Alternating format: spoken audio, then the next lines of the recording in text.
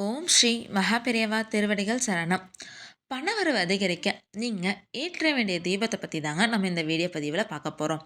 நாம் மிகவும் கடினமாக உழைப்பதற்கு காரணம் பணம் சம்பாதிக்கிறதுக்கு தான். பணம் சம்பாதிப்பது என்பது அவ்வளவு சாதாரணமான விஷயம் கிடையாதுங்க. உழைப்பிற்கு ஏற்ற பணவரவை பெறாமல் ஒரு சிலர் இன்னும் கஷ்டப்பட்டு தான் இருக்காங்க. இன்னும் சிலர் எந்தவித கஷ்டமும் படாமல் எளிதில் பணத்தை சம்பாதிச்சிட்டு இருக்காங்க.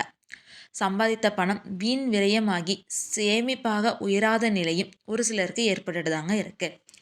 பணம் தொடர்பான அனைத்து பிரச்சனைகளும் தீர்வதற்கு விரைவில் பணம் அதிகரிப்பதற்கும் தினமும் வீட்டில் ஏற்ற வேண்டிய ஒரு தீபத்தை பற்றி தாங்க இந்த பதிவில் நாம் பார்க்க போகிறோம். பண வரவை அதிகரிக்கக்கூடிய தெய்வமாக திகழ்ந்தவங்க தாங்க இந்த மகாலட்சுமி தேவியார்.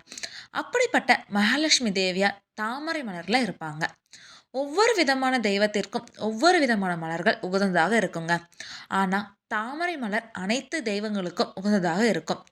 தாமரை மலரை நாம் எந்த அளவிற்கு கோவிலுக்கு வாங்கி தருகிறோமோ அந்த அளவிற்கு தெய்வ கடாட்சம் நமக்கு ஏற்படுங்க. அப்படிப்பட்ட தாமரை மலரை நாம் பயன்படுத்துவதன் மூலம் பணவர அதிகரிக்குங்க.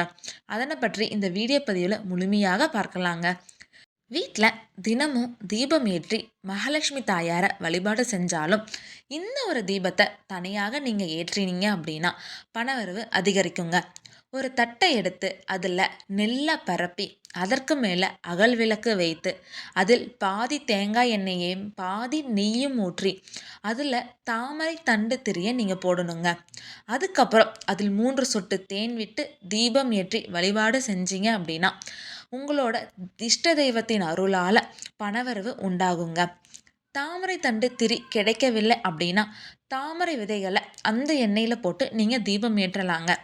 தாமரை விதைகளை கடையிலிருந்து வாங்கி வந்து அப்படியே உபயோகப்படுத்தாமல் பசும்பாலில் சேர்த்து கழுவி காய வைத்து அதுக்கப்புறம் எண்ணெயில் போட்டு தீபம் ஏற்ற வேண்டுங்க.